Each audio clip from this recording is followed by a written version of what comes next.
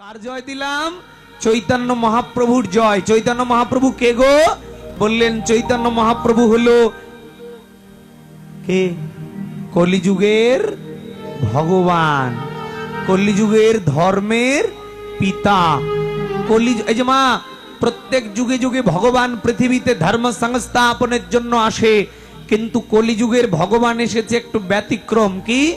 সব যুগের ভগবান পাপীদেরকে মেরে ধর্ম সংস্থাপন করেছিলেন, কিন্তু কলিযুগের ভগবান আর কাউকে মারলেন না। কি করলেন? তিনি বুকে টেনে নিলেন, হরিনাম প্রেমের ডালি মাথায় করে মহাপাপী দেখে দেখে প্রেম দান করে বুকে টেনে নিলেন পাপীদের। এটা ব্যতিক্রম ভগবান। ওমা, যে মানুষটি আচণ্ডালে প্রেম বিলাইল, মহাপাপী জেনেও তারে কোলে তুলে নিল। তারপরও সে ধন্য হলো কত অসহায়। ওমা, কথাগুলো শুনবেন জীবনে। এই যে এদিকে তাকান, আপনি পৃথিবী থেকে চলে যাবেন, কারো সঙ্গে কারো দেখা হবে না। মনে রাখবেন, আদরের ছেলে, আদরের স্বামী, আদরের মেয়ে, আদরের স্ত্রী, আদরের বাবা মা, কেউ কারো সঙ্গে দেখা হবে না। মনে রাখবেন, তিনজন ব্যক্তির সঙ্গে দেখা হবে। কয়জন? এরা কারা? একটু মনোযোগ দিয়ে শুনলে বুঝতে পারবেন। এই সংসার থেকে চলে যাব, কারো সঙ্গে দেখা হবে না, কিন্তু শাস্ত্রে বললেন তিনজনের সঙ্গে দেখা হবে। কয়জন মায়েরা? জোরে বলেন। তিনজনের সঙ্গে দেখা হবে। খুব মন দিয়ে শুনতে হবে। তার আগে একটু কথা বলেননি, গৌরকে চিনেনি কেন? কারণ গৌরকে যদি না চিনেন তাহলে ধর্মই হবে না। কেন? কলিযুগের ধর্মের পিতা, কলিযুগ পাবন অবতার।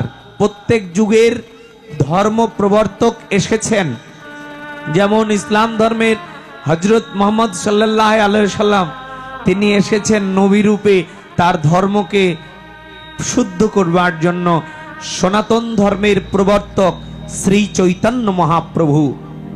মনে রাখতে হবে, সনাতন ধর্মের ভগবান, কলিযুগের ভগবান শ্রী চৈতন্য মহাপ্রভু। ও মায়েরা, চৈতন্য মহাপ্রভু কে ছিলেন আগের জন্মে?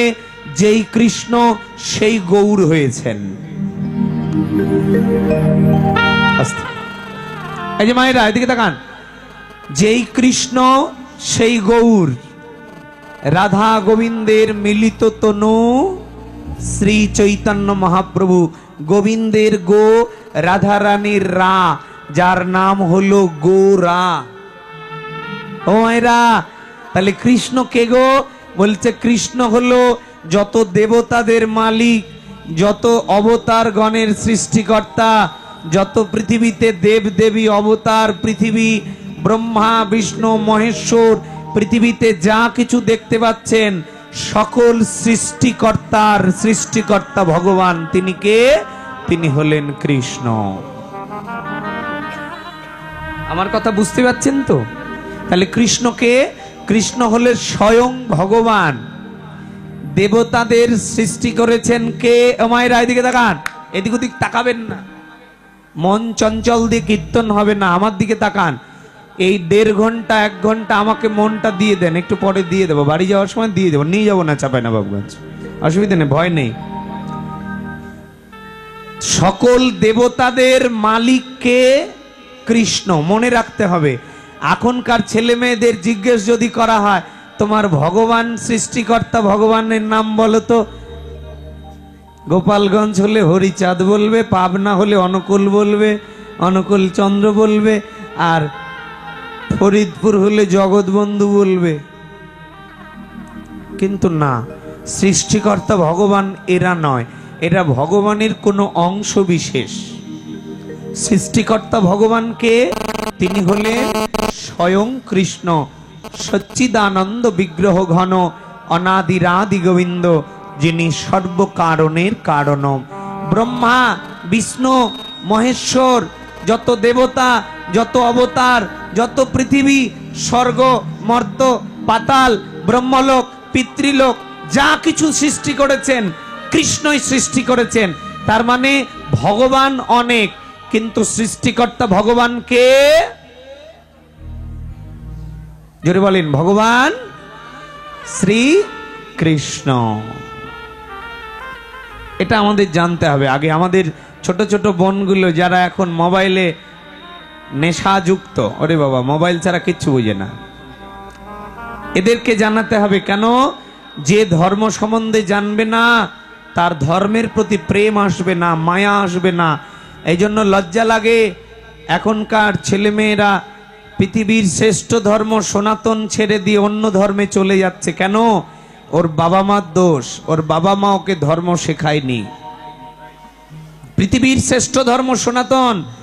যদি একটা স্টুডেন্টকে জিজ্ঞেস করা হয় তুমি প্রমাণ দাও তো সনাতন ধর্ম শ্রেষ্ঠ, এটার কয়েকটা পয়েন্টের উপরে ব্যাখ্যা করো, আমার মনে হয় না যে একটা স্টুডেন্ট পারবে এই কথাগুলো।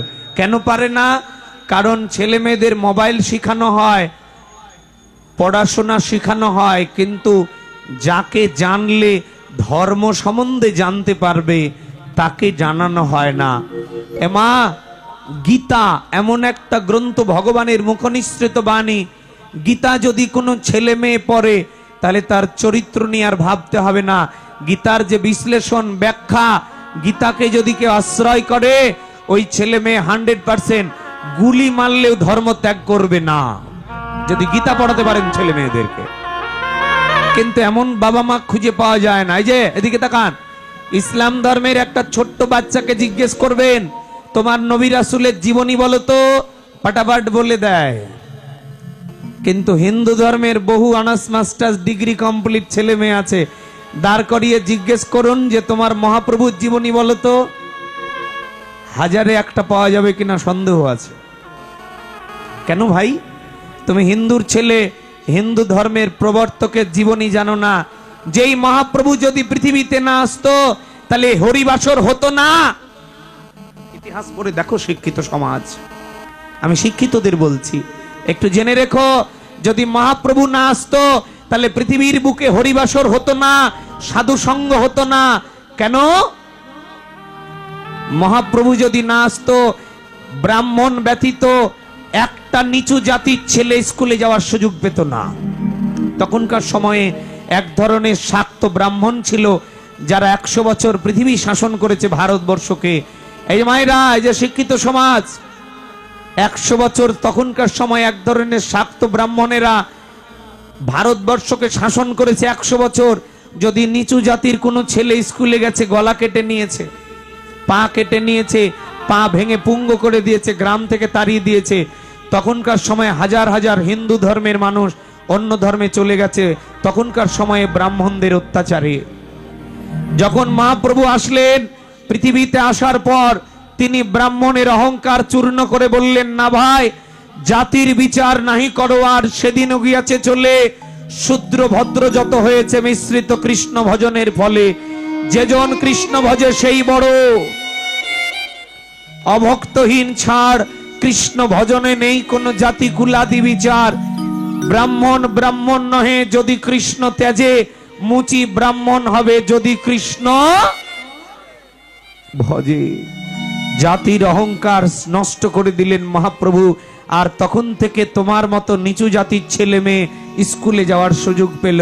এমা, এই যে স্টুডেন্ট, যারা ছাত্র, যারা বিদ্বান, যারা শিক্ষিত, তাদের বলছি ভাই, তুমি আজকে শিক্ষিত হয়েছো কার কারণে?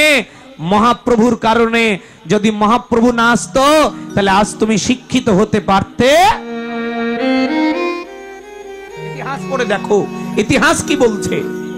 এই জন্য মহাপ্রভুকে জানতে হবে, এটা আমাদের কর্তব্য কর্ম, এটা আমাদের দায়িত্ব কর্ম। জন্মের পর মহাপ্রভুকে জানতে হবে, জন্মের পর মহাপ্রভুর জীবনী পড়তে হবে। একজন মা হাত তুলে বলেন তো, একজন বাবা হাত তুলে বলুন তো, যে মহাপ্রভুর জীবনী পাওয়া যায় অমিয় নিমাই চরিত গ্রন্থটা কারো বাড়িতে আছে? খুঁজে পাওয়া যায় না। 2 জন ব্যক্তি হাত তুলেছেন, হাজার হাজার মানুষ। যে মহাপ্রভুর জীবনী পাওয়া যায় এমন একটা গ্রন্থ, সে গ্রন্থটার নাম কি? অমিয় নিমাই চরিত। এই গ্রন্থটা পড়লে ছেলে মেয়েরা যদি পড়ে মহাপ্রভুকে জানবে, মহাপ্রভু কি করে ধর্ম প্রচার করেছে, মহাপ্রভুকে, ভগবানকে, তাদের জীবন কি। ওমা, ছেলে মেয়েকে ডাক্তার, ইঞ্জিনিয়ার, উকিল, শিক্ষক, সাংবাদিক বানালে, কিন্তু তার যে মরণ হবে এ কথা তো কোনোদিন কোনো বাবা মা বললে না। সব চিন্তা তার হৃদয়ে দিলে, কিন্তু ছেলেটা যে মরে যাবে, মেয়েটা যে মরে যাবে, এমন কথা তো কোনো বাবা মা বলল না। খোকারে ইঞ্জিনিয়ার হবি হ, কিন্তু মরণের চিন্তা করিস খোকা। এটা বাবা মার কর্তব্য কর্ম। এই জন্য মা, সনাতন ধর্মের প্রবর্তক শ্রী চৈতন্য মহাপ্রভু চলে যাওয়ার পর চিন্তা করলেন, পৃথিবীতে যদি আরো কিছু মহাত্মার জন্ম না দিই তাহলে ধর্ম হারিয়ে যাবে। এই জন্য হরিচাঁদ ঠাকুর, জগৎবন্ধু ঠাকুর, অনুকূল চন্দ্র ঠাকুর, এদের মতো মহাত্মার আবির্ভাব হলো, যাতে পৃথিবীতে আবারও ধর্ম সংস্থাপন হলো। এদেরকেও মনে রাখতে হবে, এরাও আমাদেরকে পথ দেখিয়ে গেছে। তোমরা সৎপথে চলো, কি করে সংসার করার পাশাপাশি তোমাদের মানব জীবনটাকে ধন্য করবে।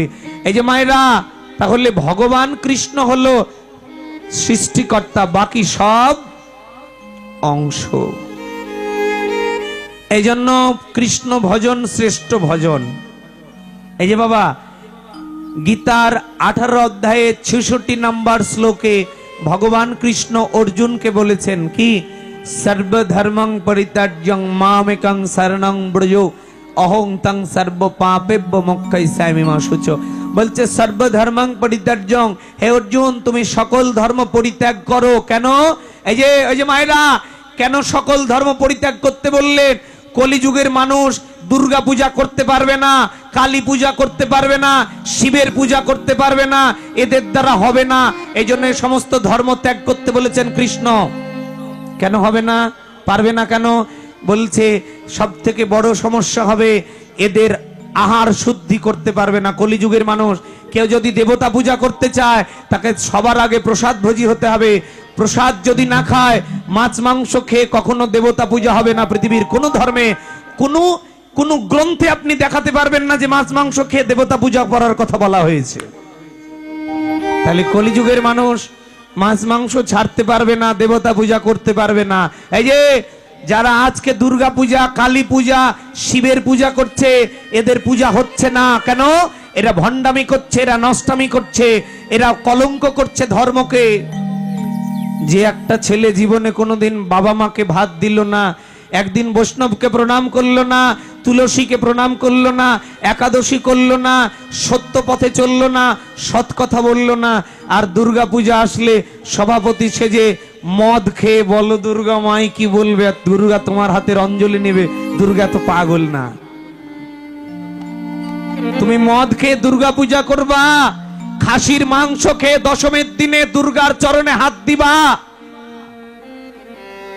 এমন পূজা তোমার হাতে গ্রহণ করবে না দেবী। কারণ দেবী তোমার মতো পাপী নয়, দেবী ভগবানের অংশের দেবী। দেবী হলো ভগবানের দেহ থেকে তৈরি। দেবীরা কারা? দেব দেবীতা আমাদের মতো পাপী মানুষ নয়, তারা ভগবানের সাকার রূপ। তাহলে কি করে তোমার মতো ওই দশমীর দিনে খাসির মাংস খেয়ে দুর্গা পূজায় মদ খাবা, তোমার দুর্গা পূজা হবে? তুমি ভণ্ড, তুমি প্রতারক, তুমি বেঈমান।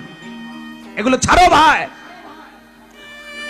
যদি পূজা করতে হয় তাহলে সাত্বিক রূপে করো দেখি। পূজা করা নিষিদ্ধ নেই যদি সাত্বিক রূপে করতে পারো, কিন্তু সাত্বিকতা কোথায়? খুঁজে পাওয়া যায় না। এই যে পৃথিবীর শ্রেষ্ঠ বৈষ্ণব শিব, এই পৃথিবীতে যতগুলো বৈষ্ণব সৃষ্টি করেছে ভগবান, তার মধ্যে বৈষ্ণবের চূড়ামণি হলো ভোলানাথ শিব। যাতে তাকে মায়াতে আকৃষ্ট করতে না পারে, জন্য জঙ্গলে থাকতেন, ছাই বর্ষ গায়ে মেখে রাখতেন, যাতে কোনো নারী তাকে পছন্দ না করে। এমন বৈষ্ণবের চূড়ামণি সেই শিবের সহধর্মিনী। আহা, ও মা কালী কত বড় বৈষ্ণবী! তাহলে কি করে মা কালীর চরণে পাঁঠা বলি দেওয়া যায় গো? যে ধর্মে জীব হত্যা মহাপাপ, সনাতন ধর্মে বলছে প্রত্যেক জীবের মধ্যে ভগবান আত্মা রূপে আছে, তাহলে পাঁঠার মধ্যে ভগবান আত্মা রূপে ছিল না? তাহলে তুমি আত্মহত্যা করলে, আত্মাকে হত্যা করলে তুমি, তাহলে আত্মহত্যা দিয়ে কালী পূজা হয় না বাপ। পাঠা বলির কথা বলেছে, তোমার শরীরে যে কাম, ক্রোধ, লোভ, মোহ, মদ, মাৎসর্য, এই 6টা পাঠা আছে, আমার কালীর চরণে বলিদান করে, এমন কথা বলা হয়েছে শাস্ত্রে। তোমাকে পাঠা বলির কথা বলা হয় না। এই যে ভাই মানুষ, যদি পাঠা বলি দিয়ে কালী পূজা হতো, তাহলে কেন ভগবান লিখলেন জীবে দয়া নামে রুচি বৈষ্ণবের সেবন, ইহা হইতে আর কোনো ধর্ম নাই শোনো সনাতন। কথাগুলো আমার বাবার তৈরি, আমার কথা। ভগবান কেন লিখলেন জীবে, যে কেন স্বামী বিবেকানন্দ বললেন জীবে প্রেম করে যেই জন সেই জন সেবিছে ঈশ্বর। তাহলে তুমি ঈশ্বরের সেবা করলে, জীবকে ভালোবাসো, তাহলে তুমি জীব দিয়ে কি করে ঈশ্বরের পূজা হয় রে খোকা? এগুলো বন্ধ করো, এই জীব হত্যা বন্ধ করো, এগুলো কালী পূজায় হবে না, চলবে না। শিবের নামে গাঁজা খাওয়া, কোথায় লেখা আছে, কোন শাস্ত্রে লিখেছে শিব গাঁজা খেত? এগুলো ভণ্ডামি, এগুলো নিজের শাস্ত্র বানোয়াট তৈরি করে রেখেছে। এই জন্য মা ভগবান কৃষ্ণ নিজে গীতার 18 অধ্যায়ে 66 নম্বর শ্লোকে লিখে গেছেন, সর্বধর্মাং পরিত্যাজ্যং। হে অর্জুন, কলিযুগের মানুষ এত সাত্বিক সৎ পথে চলতে পারবে না, এজন্য সব খেয়েও যাতে কৃষ্ণ নাম করা যায়। কৃষ্ণ নামে এত শক্তি দিয়েছি, এত ক্ষমতা দিয়েছি, মহা মহা পাপীও যদি কৃষ্ণ নাম করে, একবার কৃষ্ণ নামে যত পাপ করে, জীবের কি সাধ্য আছে তত পাপ করে। আমি তোমার জন্য কৃষ্ণ নাম নিয়ে এসেছি। সর্বধর্মাং পরিত্যাজ্যং মামেকং, কৃষ্ণ বলছে মামেকম, একমাত্র আমার, শরণং ব্রজ। কৃষ্ণ বলছেন আমি কৃষ্ণ স্বয়ং ভগবান, তাই আমার নাম করো, আমার শরণ লও। সর্বধর্মাং পরিত্যাজ্যং মামেকম, একমাত্র আমার, শরণং ব্রজ, শরণাগত হও। এই যে মা, তাতে কি হবে? অহং তং সর্ব পাপেভ্যো, অহং তং সর্ব পাপেভ্যো, তোমার জীবনের আগের জন্মের, এ জন্মের পাপ সব বিনষ্ট হবে। সর্ব, এই যে কি বলছেন, অহং তং সর্ব পাপেভ্যো মোক্ষয়িষ্যামি মা শুচো, তোমার জীবনের সব পাপ চলে যাবে এবং আমাকে লাভ করবে। অর্জুন বললেন, যে মায়েরা দিকে তাকান, অর্জুন বললেন যদি আপনাকে লাভ করা হয় তাহলে লাভ কি? কেউ যদি দেবতা পূজা করে শুদ্ধ রূপে, দেবতা পূজা করলে ক্ষতি কি? অর্জুন প্রশ্ন করেছিলেন, এদিকে তাকান, খুব মন দিয়ে শুনবেন। কেউ যদি শুদ্ধ রূপে দেবতাদের উপাসনা করে, করতে পাবে কি? বলে হ্যাঁ পাবে, যদি শুদ্ধ রূপে করে। দেবতাদের আইন মেনে যদি কেউ দেবতা পূজা করে, তাহলে পাবে দেবতা পূজা করতে। যদি করে কেউ, মনে করো দেবতা পূজা করছে আবার তোমারও পূজা করছে, তাহলে ক্ষতি কোথায়? বললে মন তো একটা অর্জুন, যে কোনো একজনকে দিতে হবে। আই লাভ ইউ বললে একজনকে বলতে হবে, 4-5 জনকে বললে সমস্যা। আপনি যদি দেবতা পূজা করেন, তাহলে শুধু দেবতা, তাও আবার একজন দেবতা। বামা খেপা কালী পূজা করেছিল, শুধু কালীর উপাসনা করেছিল, আর কারো করেছিল বাবা? তাহলে দেবতা পূজা করলে হবে না, যে কোনো একজনের করতে হবে। যদি কালী তো কালী, দুর্গা তো দুর্গা, সরস্বতী তো সরস্বতী। একবার দুর্গা, একবার কালী, একবার সরস্বতী, একবার শীতলা, একবার মনসা। ওই যে বললাম আই লাভ ইউ বললে একজনকে বলো, যখন 4-5 জনকে বলবা তখন তোমার ভালোবাসা কে নিবে? তাহলে তোমার ভালোবাসা নয়, এটা স্বার্থপরতা। দেবীর পূজা করলে একজনের করো। অর্জুন বললেন ধরে নেন একজনকে করলো শুদ্ধ আইন মেনে, তাহলে তার গতি কি হবে? আর আপনার উপাসনা করলে কি হবে? 8 নম্বর অধ্যায়ে 16 নম্বর শ্লোক, শ্রীমদ্ ভাগবত গীতার 8-16, খুব মন দিয়ে শুনবেন। আ ব্রহ্ম ভুবনাল লক্ষ্য পুনরাবৃত্তি অর্জুন মামেপত্য পূজ্য পাশতে পুনর্জন্ম ন বিদ্যাতে। কি বলছেন? আ ব্রহ্ম ভুবনাল লক্ষ্য পুনরাবৃত্তি অর্জুন মাম উপাত্ত, মাম উপাত্ত বলছে ব্রহ্মলোক থেকে ভূলোক পর্যন্ত যতগুলো জায়গা আছে আমারই সৃষ্টি করা, যে যেখানেই যাক আবার ফিরে আসতে হবে। পুনরাবৃত্তি অর্জুন, আবার পুনরায় জন্ম হবে। কিন্তু মাম উপাত্ত, একমাত্র আমার উপাসনা যারা করবে পুনর্জন্মন বিদ্যাতে, যারা কৃষ্ণের উপাসনা করে কৃষ্ণের চরণ পাবে, তাদের এই পৃথিবীতে আর কোনোদিন পুনর্জন্ম হবে না। ও মা এদিকে তাকান, এদিকে এদিকে, এত চঞ্চল। কেউ যদি দেবতার চরণে যায় আবার আসতে হবে। কেন? এই পৃথিবীতে যেমন 100 বছর মেয়াদ আছে, দেবতাদের কাছে গেলেও নির্দিষ্ট মেয়াদ আছে, ওখানেও মেয়াদ আছে, সময় বেঁধে দেওয়া আছে। কেউ যদি নরকে যায় ওখানেও নির্দিষ্ট সময় দেওয়া আছে। নরক থেকে কীট পতঙ্গ, তরুলতা, পশু পাখি, জীবজন্তু, তারপরে আবার মানুষ। তার মানে নরক থেকেও আসতে হবে। কেউ যদি স্বর্গে যায় স্বর্গ থেকেও আসতে হবে, নির্দিষ্ট মেয়াদ আছে। কেউ যদি ব্রহ্মলোকে যায় ব্রহ্মলোকেও নির্দিষ্ট সময় দেওয়া আছে, আবার জন্মিতে হবে। কেউ যদি পিতৃলোকে যায় আবার আসতে হবে। যতগুলো লোক আছে ভগবানের তৈরি করা, যে যেখানেই যাক পুনরাবৃত্তি ন অর্জুন, পুনরায় জন্ম হবে। কিন্তু মাম উপাত্ত, কেউ যদি একমাত্র কৃষ্ণের উপাসনা করে তাহলে এইগুলোকে অতিক্রম করে সরাসরি গোবিন্দের চরণে যায়। যারা গোবিন্দের চরণে যায়, কৃষ্ণের চরণে যাবে, তাদের আর কোনোদিন পুনর্জন্ম হবে না। নিতাই গৌর হরিবল। হরিবল।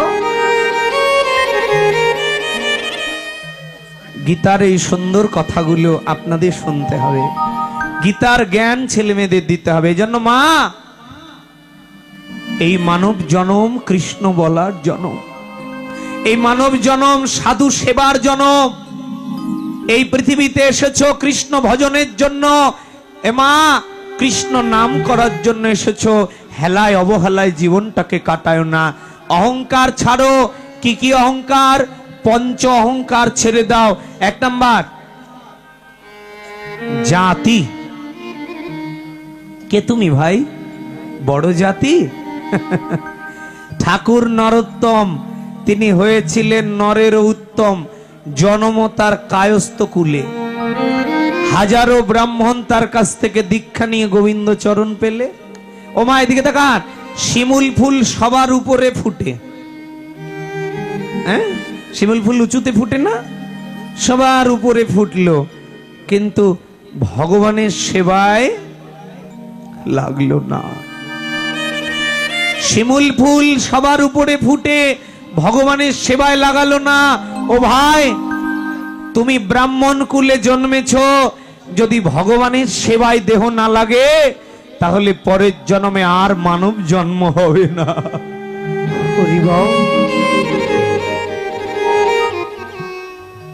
এমন মানব জন্ম আর হবে না। তাই জাতির বিচার নাই করো আর। সেদিনও গিয়াছে চলে, শূদ্র ভদ্র যত হয়েছে মিশ্রিত কৃষ্ণ ভজনের ফলে।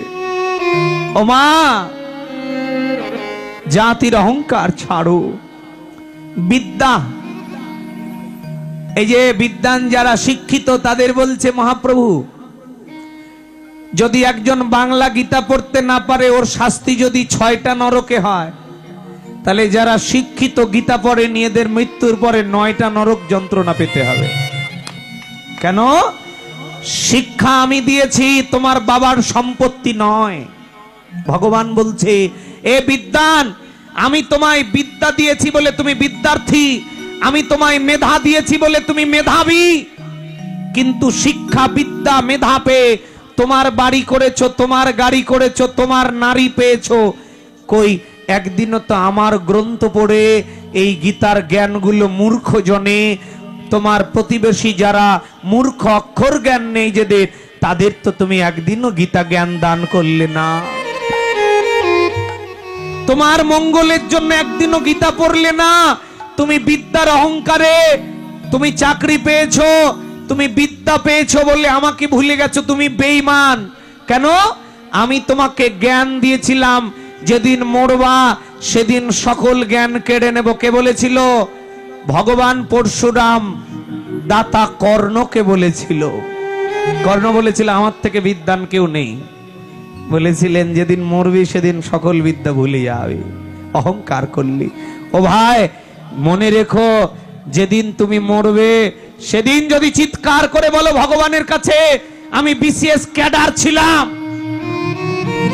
আমাকে ক্ষমা করে দাও, আমি ডাক্তার, আমি ইঞ্জিনিয়ার, আমি উকিল, আমি শিক্ষক, আমি সাংবাদিক, তুমি চিৎকার করে বলবা আমি বড় অফিসার বানিয়ে এসেছি আমার দুটো ছেলেকে, আমি তোমার হরি নাম করতে পাইনি, তোমার বৈষ্ণব সেবা করতে পাইনি, ভগবান সেদিন তোমায় ক্ষমা করবে না। ভক্ত কণ্ঠহার গ্রন্থে নন্দলাল পণ্ডিতজি বললেন, ভাই শ্মশানে যাও, মাঝে মধ্যে দেখো কত শিক্ষিত মানুষের লাশ পুড়ছে,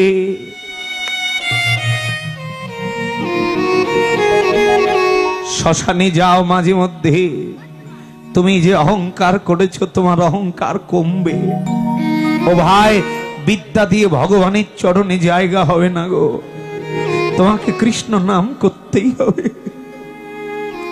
জাতি বিদ্যা, বিদ্যার্থীদের জন্য ভগবান বলেছেন যদি কেউ একজন শিক্ষিত 10 জনকে গীতার জ্ঞান দান করে, ওই জ্ঞানে জ্ঞানান্বিত হয়ে যদি কোনো মূর্খ জনে পরিবর্তন হয় তোমার গীতা শুনে, তাতেও তোমার ভগবানকে লাভ হবে। কেন?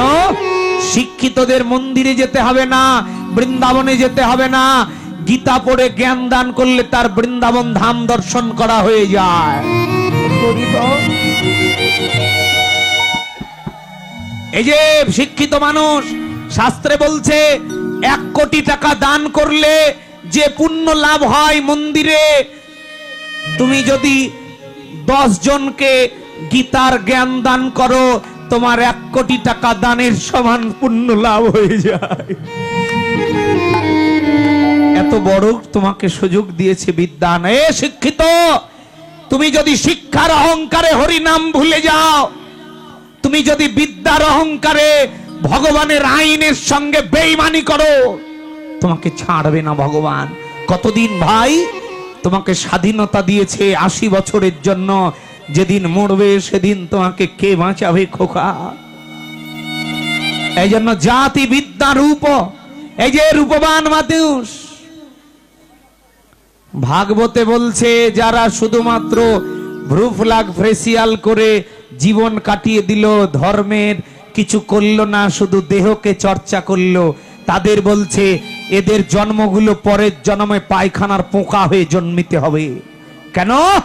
রূপ দিয়েছিলাম বলে শুধু স্বামী সেবায় লাগিয়েছো, স্ত্রী সেবায় রূপের অহংকারে তুমি মন্দিরে যাও নাই, এই রূপ দিয়ে গলা কালো হয়ে যাবে বলে তুলসী মালা দাও নাই, কোনদিন তিলক করো নাই, রূপ দিয়েছিলাম বলে তুমি অহংকার করেছো, পরের জন্মে এমন জায়গায় জন্ম দেব কেউ তোমার দিকে তাকাবে না ঘৃণায়।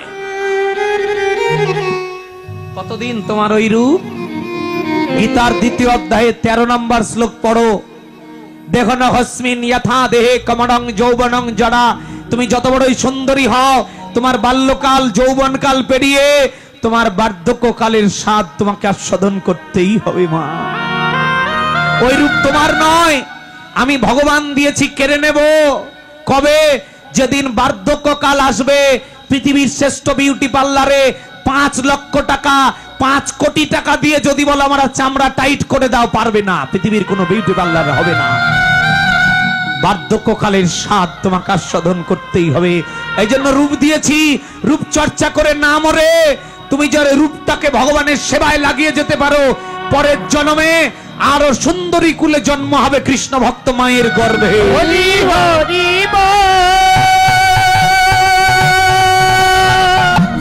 ও মা, এই রূপ যে তোমার নয় গো, তুমি যাকে নিয়ে অহংকার করছো তা কার? এই তো সেই দিন দেখলাম এক দিদি খুব অহংকারী ছিলেন, ঢাকা নারায়ণগঞ্জে বিয়ে হলো, কোটি কোটি টাকার মালিক স্বামী, জানেন একটা ছেলে একটা মেয়ে হলো, 6 বছর পর স্বামী প্যারালাইসিস হয়ে পড়ে গেছিল, 18 বছর থেকে ওই মেয়েটার স্বামী পড়ে আছে। কে জানে কার কপালে কি লেখা আছে? ও মা, তুমি জানো না তোমার কপালে কি আছে, কি ঘটবে? পৃথিবীতে ভগবান অহংকারীকে সহ্য করতে করতে পারে না। জাতি বিদ্যা রূপ যৌবন, সব থেকে বড় পাপের জায়গা যৌবনের জায়গা। যৌবন আছে বলে মন্দিরে যাবে না, যৌবন আছে বলে একাদশীর দিন জোর করে ভাত খাবা, যৌবন আছে বলে তুলসী মালা গলায় দিবা না, যৌবন আছে বলে হরি নাম করবা না। ও ভাই, হাসপাতালে যাও, দেখে এসো তোমার থেকে কত বড় বড় শক্তিশালী মানুষের নাক দিয়ে নল ঢুকিয়ে রেখেছে। খেয়ে যাও একাদশীর দিন ভাত, কত খাবা। ভগবান বলছে যেদিন খাওয়া বন্ধ করে দেব সেদিন তোমাকে কেউ বাঁচাতে পারবে না। যেদিন তোমার রক্তে জল বানিয়ে দেব, রক্ত উৎপাদন করা মেশিনটা নষ্ট করে দেব, কোটি টাকা থাকবে। এই যে বগুড়াতে একজন মেম্বার ছিলেন, আমাকে বলেছিলেন, নরোত্তম দা, আমার যত টাকা আছে আমার ওজনের সমান টাকা নিয়ে যদি আমার ব্যাধিটা ভালো করে দেয় ডাক্তার। এমন এমন বিপদে ফেলবে ভগবান, চোখের জল শেষ হয়ে যাবে। অশ্বত্থামা বলেছিল আমি আমৃত্যু বরণ করেছি, ইচ্ছা মৃত্যু পেয়েছি, আমি মরবো না। তাই উত্তরার গর্ভে যেদিন বান মেরে দিল, কৃষ্ণ বলেছিল তোকে এমন ব্যাধি দেব গলে পচে মরবি, মৃত্যু চাইলেও তোর মৃত্যু হবে না। অশ্বত্থামার জীবনী পড়ে দেখো ভাই, মৃত্যু কত ভয়ঙ্কর। হাসপাতালে যাও, শ্মশানে যাও, দেখো তোমার থেকে কত বড় বড় শক্তিশালী মানুষের দেহ আগুনে পুড়ছে। তোমার থেকে কত বড় বড় শক্তিশালী মানুষের 5 বছর 10 বছর ধরে হাসপাতালে পড়ে আছে, বিছানায় পায়খানা প্রসাব করছে,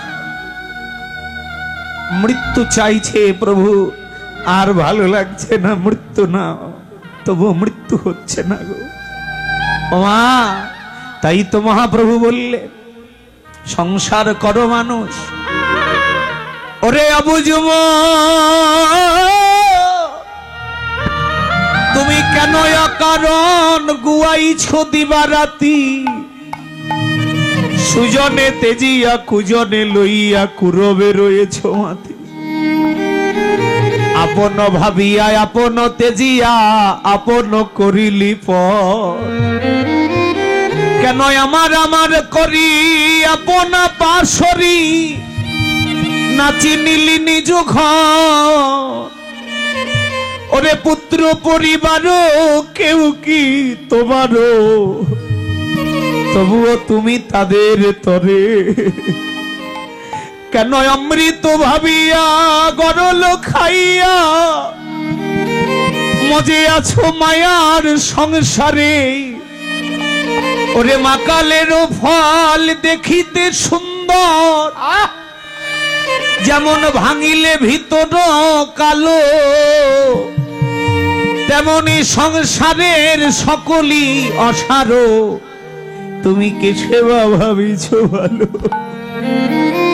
সংসারের সার করো আমার গৌর সুন্দর, একবার তার চরণে করো আস।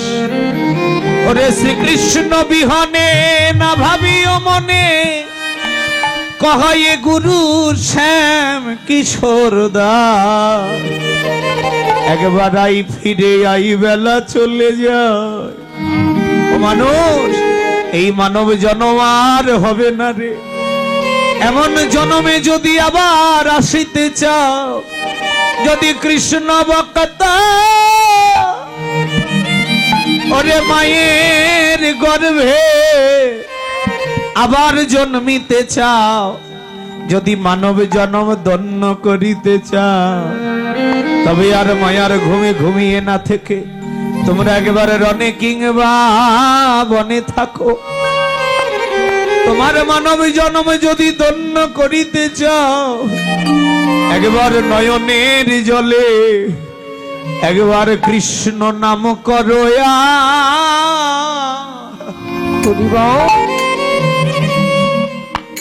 আর বৈষ্ণবের চরণ সেবা করো। তোমরা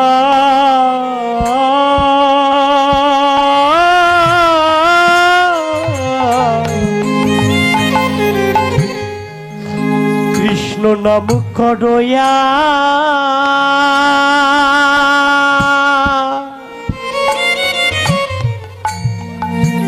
বৈষ্ণবের সেবা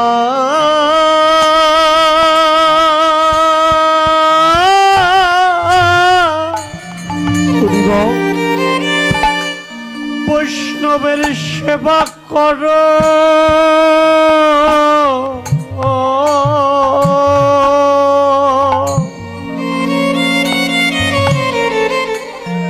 ওরে সাধের মন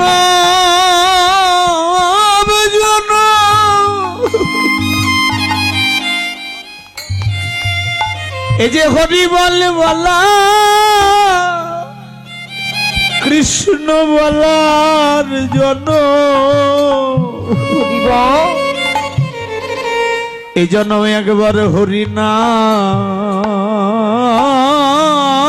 করু আরে বৈষ্ণবের চরণ সেবা ওরে একবার সেবা করো সবাই ধুলি মাখো সবাই এ সাধের মানব জন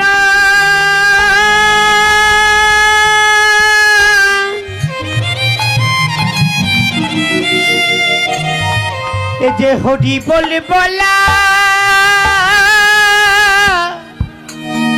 কৃষ্ণ বলার জন্য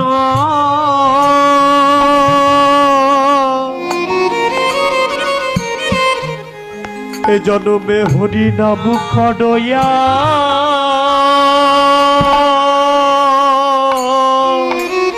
এমন জন্ম আর হবে না রে মানুষ বৈষ্ণবের সেবা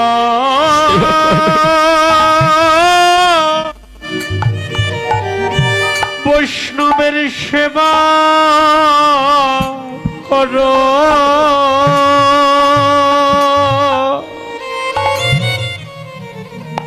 ওরে কত সাধনা সাধনার ফলে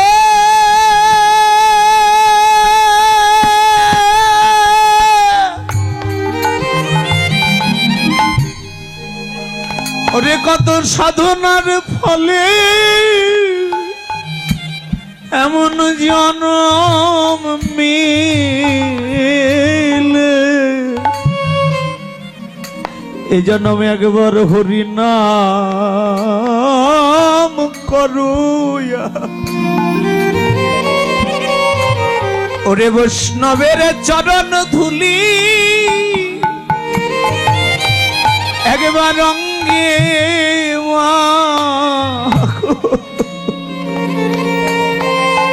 কত সাধনার ফলে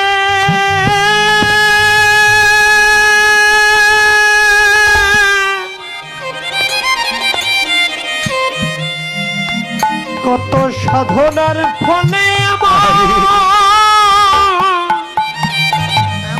এমন সঙ্গমে লেছে গো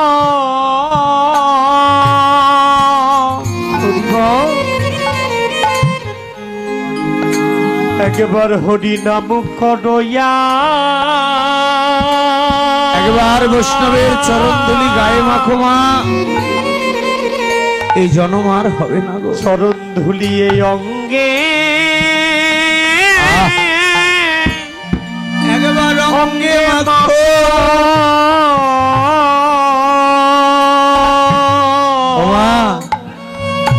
তোমার ছেলের জন্য মেয়ের জন্য স্ত্রীর জন্য পুত্রর জন্য কত চিন্তা তোমার কাল কি হবে পরশুদিন কি হবে 10 বছর পর কি হবে কিন্তু একবারও তো ভাবলে না আজ রাত্রে যদি ঘুম না ভাঙে তাহলে আমার গতি কি হবে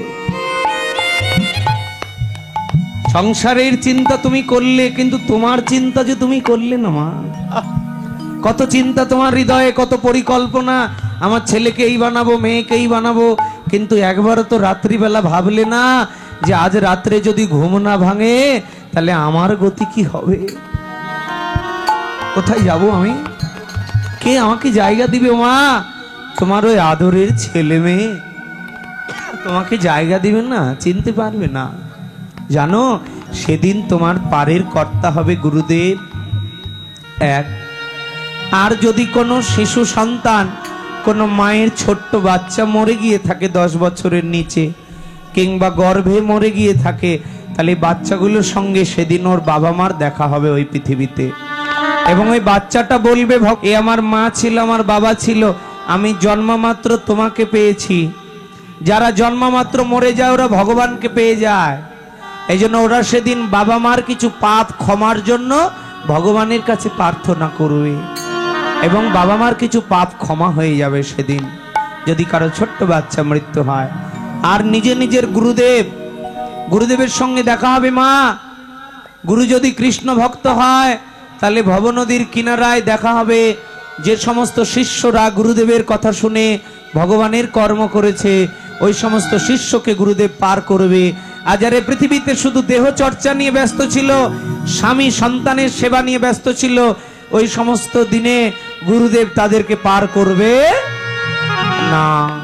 আর একজনের সঙ্গে দেখা হবে, 3 জনের সঙ্গে দেখা হবে বলেছিলাম, শিশু সন্তান, গুরুদেব, আর 3 নম্বর হলো যদি কোনো বংশে একজন কৃষ্ণ ভক্ত সন্তানের জন্ম হয়, ওই সন্তান যদি ভগবানকে লাভ করে, তাহলে ভগবানকে লাভ করা সন্তানের সঙ্গে তার কাকা কাকি জ্যাঠা জেঠি বংশে যতজন মরবে সবার সঙ্গে দেখা হবে। এবং জানেন মা, ওই সন্তান যদি বলে এটা আমার কাকাতো ভাই ছিল, মাফ করে দাও, এটা আমার মা ছিল, মাফ করে দাও, এটা আমার বাবা ছিল, এটা আমার কাকার কাকা ছিল, বলছে বংশে একজন কৃষ্ণ ভক্ত সন্তান যদি কৃষ্ণকে লাভ করতে পারে, তাহলে তার বংশে 21 পুরুষ পর্যন্ত তার বংশকে উদ্ধার করতে পারে। হরি বল, হরি বল, হরি বল। এই জন্য ছেলেকে ডাক্তার বানাবেন, ইঞ্জিনিয়ার বানাবেন, উকিল বানাবেন, শিক্ষক বানাবেন ওমা, কিন্তু কৃষ্ণ ভক্ত বানিয়ে যান। কেন জানেন? আপনার ছেলেটা ডাক্তার হলেও যদি ভক্তি থাকে, ওমা এদিকে তাকান, এদিকে তাকান মা, এটা খুব গুরুত্বপূর্ণ কথা। শাস্ত্রে বলছে 50 বছর আগে যদি কারো মা মারা যায়, 10 বছর, 20 বছর, 30 বছর, 100 বছর আগে যদি কারো বাবা মা মরে যায়, ওই বাবা মার ছেলের ঘরের নাতি যদি কৃষ্ণ ভক্ত হয়, ভক্তি ভরে যদি বৈষ্ণব সেবা দেয় 100 বছর আগে মরে যাওয়া ব্যক্তির নামে, তাহলে যত পাপ আছে ওই ব্যক্তির সমস্ত পাপ ক্ষমা করে দেওয়া হবে।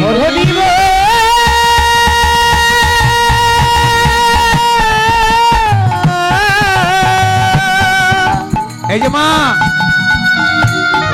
যদি বলছে, যদি একজন কৃষ্ণ ভক্ত সন্তান বেঁচে থাকে, ভক্তি ভরে ভগবানের সেবা দেয়, তার পূর্বপুরুষের নামে কাকা কাকি জ্যাঠা জেঠি দাদু দিদা 14 পুরুষের নামে যদি বৈষ্ণব সেবা দেয়, ওই সেবা যদি ভগবান গ্রহণ করে নেয়, তাহলে কৃষ্ণ ভক্ত সন্তানের কথায় তার 14 পুরুষকে ভগবান ক্ষমা করে দিতে পারে।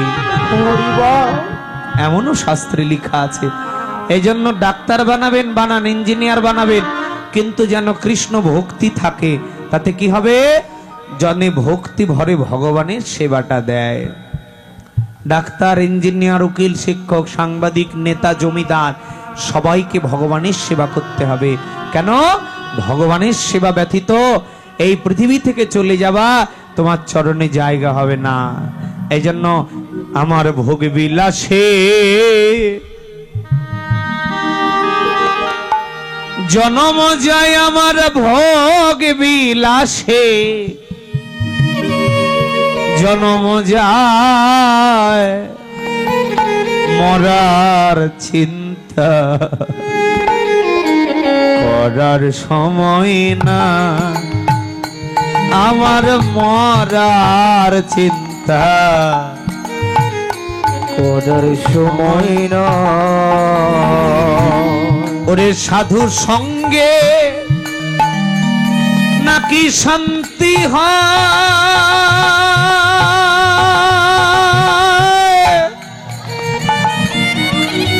কৃষ্ণ ভক্ত সাধু সঙ্গে জীবের জম যত না যায়, সাধু সঙ্গে নাকি শান্তি হয়, সাধু সঙ্গে কৃষ্ণ ভক্ত আহা, সাধু সঙ্গে নাকি জমে যমুজা তো না ওরে যায় আমার আর কি হবে এমন মানব জনম রে ওরে আমার আর আর কি কি হবে হবে এমন জনম এমন মানব জনম রে তাই এ জীবনে সাধুর চরণ ধুলি খুঁজে বেড়া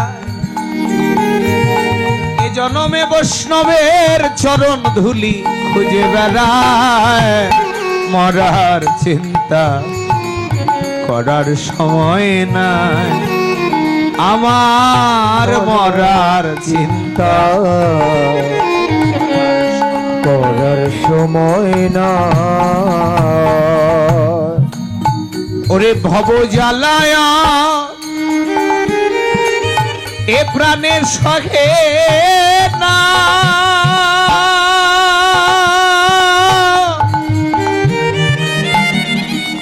আমার পরকালে বান্ধব হয়ে কেউ তো যাবে না ভব জ্বালায়া কেউ যাবে না তোমার সঙ্গে প্রাণের সহে না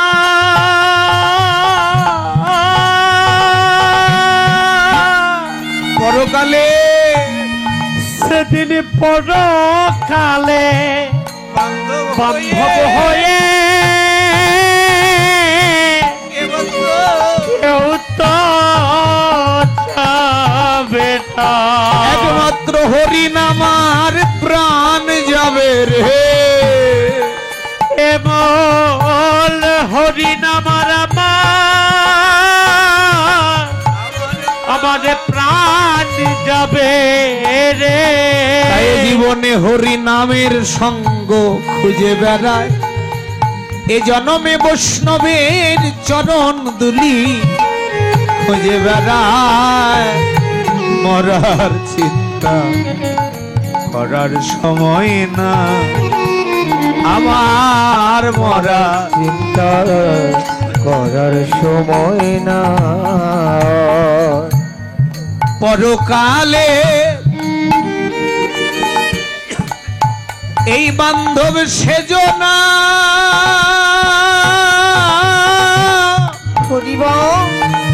যে জন্মরণে স্মরণ করায় কৃষ্ণ কালো সোনা আমার গুরু শ্যাম কিশোরের এই প্রার্থনা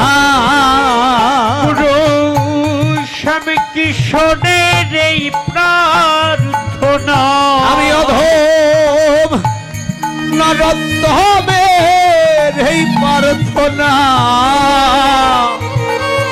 আমি মরার সময় যেন এমন সাধু সঙ্গ পাই হরিবল হরিবল আমি মরার সময় যেন এমন সঙ্গ পাই মরার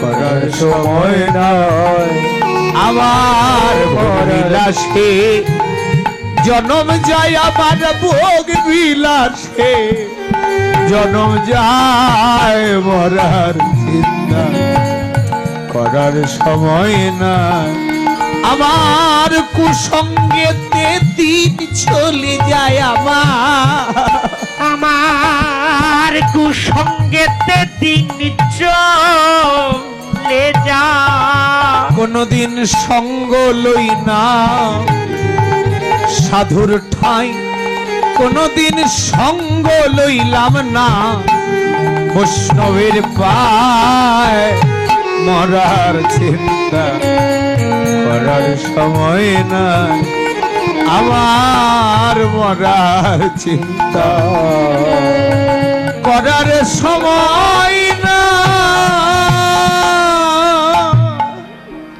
এই জন্য মরণের চিন্তা করো মা জীবনে পৃথিবীতে এমন কর্ম করে যাও যেন পৃথিবীতে চলে যাওয়ার পর তোমার ওখান জন্য একটা বাড়ি তৈরি করা থাকে। এই জন্য বৈষ্ণব কবি লিখছে, খেলায় বিনোদ খেলা গমপা গম গরিসা নিসা গমপা, খেলায় বিনোদ খেলা আমার গোরাব নমালি, খেলায় উলিন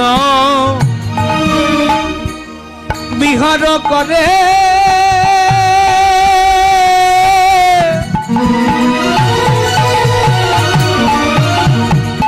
আমার ভক্ত মণ্ডলী, কিবা বলিন বিহার করে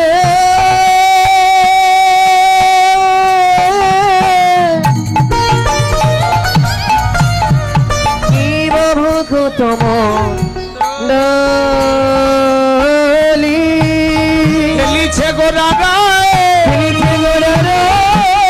ওরে মধুর হরি নামের খেলা, খেলিছে গোরারা ওরে মধুর হরি নামের খেলা, খেলিছে গোরারা ওরে মধুর হরি নামের খেলা, শুধু হরি বলায় আর বাহু তোলা, মধুর হরি নামের খেলা, হরি বলায় আর বাহু তোলা, মধুর হরি নামের খেলা, মধুর হরি নামের খেলা, মধুর হরি নামের খেলা, খেলিছে গোরারা। আজকে মহাপ্রভু হরি নামের খেলা খেলতে খেলতে জগৎকে বললেন তোমরাও হরি নাম করো। হরি নামে 7টি উপকার, চেত দর্পণ মার্জনং ভব মহাদাবাগ্নি নির্বাপনং, মন রূপী আয়নাটা পরিষ্কার হবে, সংসারের দুঃখ দূর যাবে, শ্রেয় কৈরব চন্দ্রিকা বিতরণং, তোমার হৃদয় পদ্মফুল প্রস্ফুটিত হবে, বিদ্যাবধূ জীবনং, মেয়েদের প্রকৃত নারীর স্বভাব পাবে মেয়েরা, আনন্দম বর্ধিবর্ধনং, প্রত্যেকটা পদে পদে আনন্দ পাবে, পূর্ণামৃত সদন, পূর্ণামৃতের স্বাদ পাবে, সর্বাত্মা স্নাপনং, সকল আত্মার স্নান হবে। এই জন্য হরিনামের কোনো বিকল্প নাই মা, হরিনাম করতে হবে জপমালায়। আজ মায়ের কথা মনে পড়েছে, তাই মা সচিমাতাকে গিয়ে প্রণাম করছেন। এই যে মা বাবা যতই খারাপ হোক মনে রাখবেন বাবা মার সেবা করতেই হবে।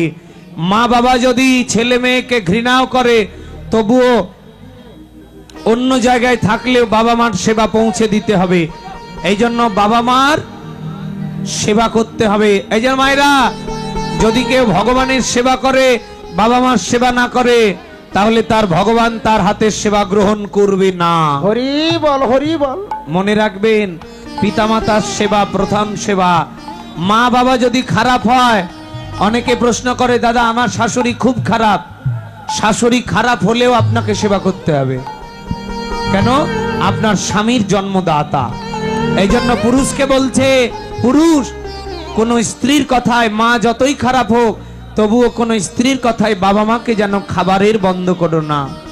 আহারটা তোমাকে জোগাতেই হবে, তার অন্ন বস্ত্র বাসস্থান শিক্ষা চিকিৎসা এটা ছেলেদেরকে করতেই হবে, এবং শ্বশুর শাশুড়ির সেবা করতে হবে মা।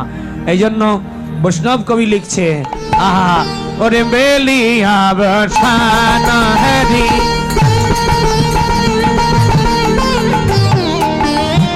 গৃহেতে চলিলা রে, বেলিয়া বসানা হরি গৃহেতে চলিলা রে, আর জননী চরণে আসি প্রণাম করিলা রে, বলে মায়ের চরণে প্রণাম করিল। হরি বল। প্রণাম করিল। আরে বে মা জগৎকে শিখাবার লাগি মায়ের চরণে। আজ মহাপ্রভু মাকে প্রণাম করলেন জগৎকে শিক্ষা দিবার জন্য।